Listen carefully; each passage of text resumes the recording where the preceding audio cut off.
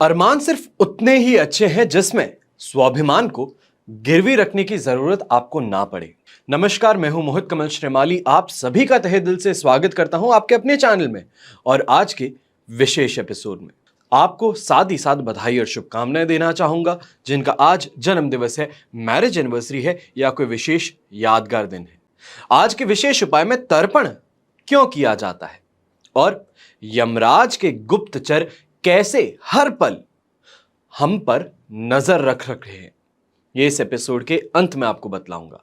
स्वर्गस्थ आत्माओं की तृप्ति के लिए तर्पण किया जाता है और इसे ग्रहण करने के लिए पितृ अपनी संतान के द्वार पर पितृपक्ष में आस लगाए खड़े रहते हैं। तर्पण में पूर्वजों को अर्पण किए जाने वाले जल में दूध, जौ, चावल, तिल, चंदन और फूल मिलाए जाते हैं।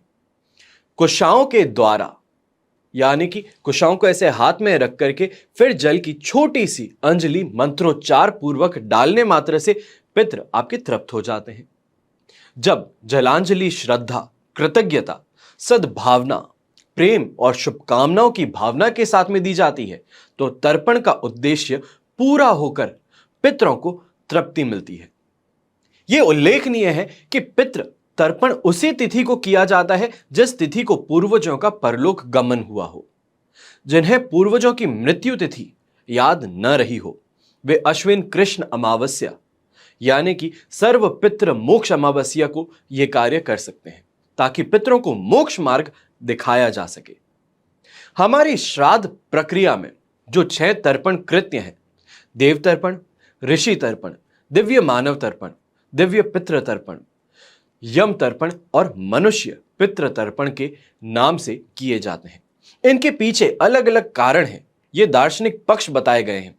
देव तर्पण के अंतर्गत जल, वायु, सूर्य, अग्नि, चंद्र, विद्युत एवं अवतारी ईश्वर अंशों की मुक्त आत्माएं आती है जो मानव कल्याण हेतु निस्वार्थ भाव से प्रयंत्रत है।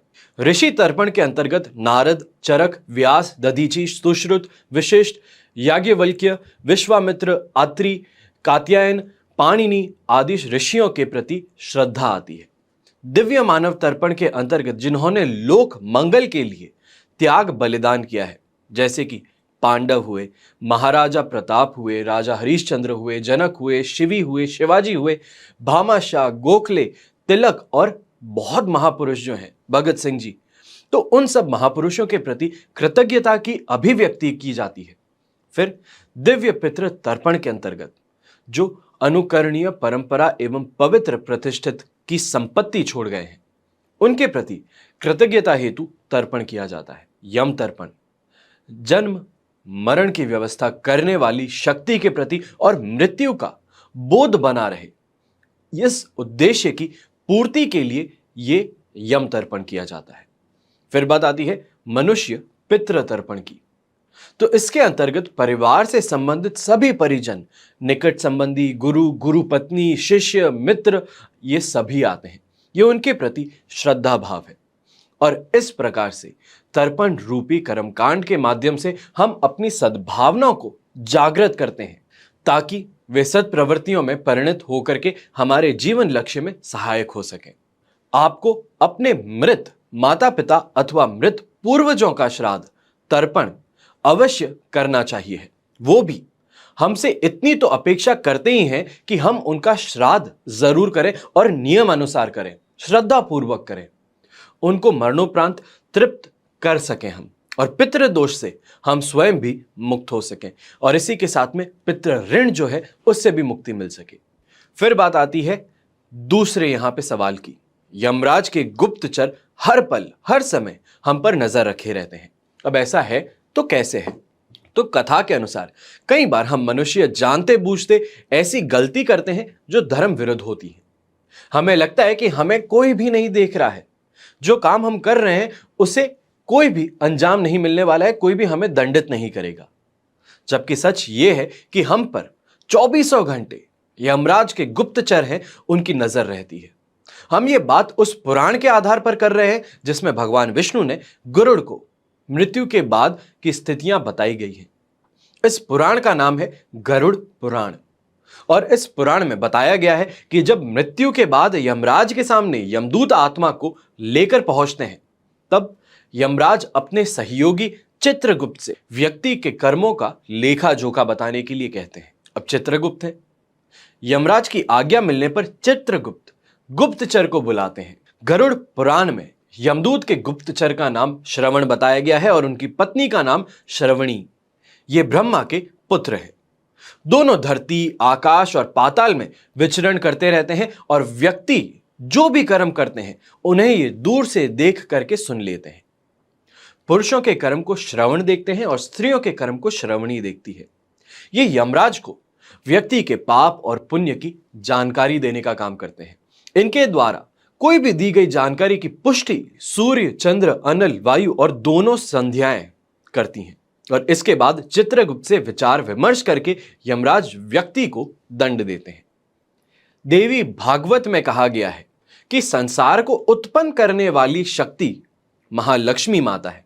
सरस्वती, लक्ष्मी और काली, ये सभी इन्हीं के स्वरूप उत्पन्न हुई है और जिन पर महालक्ष्मी माता की कृपा हो जाती है उसकी सभी मनोकामनाएं पूरी हो जाती हैं। तो आज के समय में सबसे ज्यादा इंसान को क्या चाहिए? Name, fame, power, money. और इन्हीं महालक्ष्मी माता का एक मंदिर भगवान शिव की नगरी काशी में बसा हुआ है, जिसे आज बनारस के नाम से जाना जाता है। और इस मंदिर को शक्तिपीठ के स्वरूप में भी मान्यता प्राप्त है। यहां माता महालक्ष्मी जो है उनकी पूजा यूं तो सालों भर की जाती है, लेकिन श्राद्ध के दिनों में इसका महत्व बढ़ जाता है। अब ऐसा क्यों? तो इस मंदिर के विषय में मान्यता ऐसी है कि श्राद्ध के 16 दिनों में, यानी कि भाद्रपद पूर्णिमा से लेकर के अमावस्या तक, जो व्यक्ति नियमित महालक्ष्मी का व्रत रख करके पूजा अर्चना करता है, उसकी मनोकामना महालक्ष्मी माता पूरी करती हैं। और यही कारण है कि श्राद्ध के दिनों में यहां काफी ज्यादा आपको भीड़ दिखती है, काफी ज्यादा श्रद्धालु आते हैं। और इस मंदिर की एक बड़ी रोचक मान्यता है कि माता को सिंदूर, बिंदी, महावर सहित श्रृंगार की अन्य वस्तुएं अर्पित की जाती हैं। इनमें एक 16 गांठों वाला धागा भी शामिल होता है और मंदिर के पुजारी इस धागे को, जो 16 गांठों वाला धागा आप देते हैं, उस धागे को माता का स्पर्श करवा करके वापस आपको देते हैं। माना जाता है कि इस धागे में माता की कृपा होती है और जो भक्त को आशीर्वाद स्वरूप वापस प्राप्त होती है। आशा करता हूं कि आज का ये एपिसोड और ये जानकारी आपको पसंद आई होगी। आप में से जो भी श्राद्ध पक्ष में कर्मकांड करेंगे, जो भी रिचुअल्स फॉलो करेंगे, जो भी नियम है उनको पूरी तरीके से यहां पे फॉलो करने वाले हैं, उन सभी के लिए ये जानकारियां बहुत ज्यादा कारगर है, काम की हैं।